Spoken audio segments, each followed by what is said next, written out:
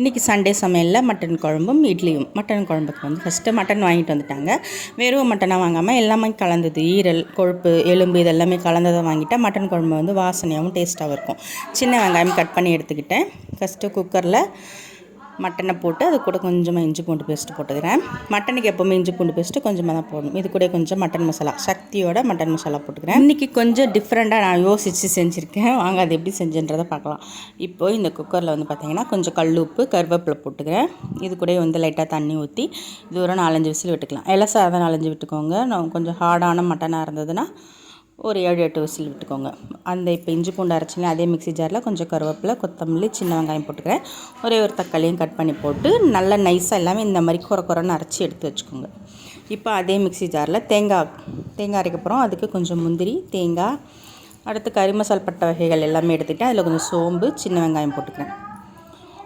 இது கூட கசகசாவும் போட்டு இதில் ஒரு 4-5 மிளகும் போட்டுக்கிறேன். 4-5 இல்லை ஒரு 10-15 மிளகே போட்டுக்கோங்க. போட்டு அதை நல்லா அரைச்சிக்கலாம். இந்த பக்கம் ஒரு கடாயில் எண்ணெய் ஊற்றிட்டு கறி மசால் பட்டை வகைகள்லாம் போட்டு நம்ம க்ரஷ் பண்ணி வச்ச அந்த தக்காளி வெங்காயம் போட்டு கொஞ்சம் இஞ்சி பூண்டு பேஸ்ட்டு போட்டு நல்லா வதக்கி விட்டுக்கோங்க. குழம்பு மிளகாய் பொடி, மட்டன் மசாலாவும் போட்டு கொஞ்சம் மஞ்சத்தூள் போட்டு இதை நல்லா மிக்ஸ் பண்ணிக்கோங்க. இதுக்கு தேவையான அளவு சால்ட்டு, இந்த மசாலாவுக்கு தேவையான சால்ட்டு இதையும் போட்டு நல்லா மிக்ஸ் பண்ணி வேக வச்ச மட்டனில் இதை ஊற்றி இது நல்லா கொதிக்கட்டும்.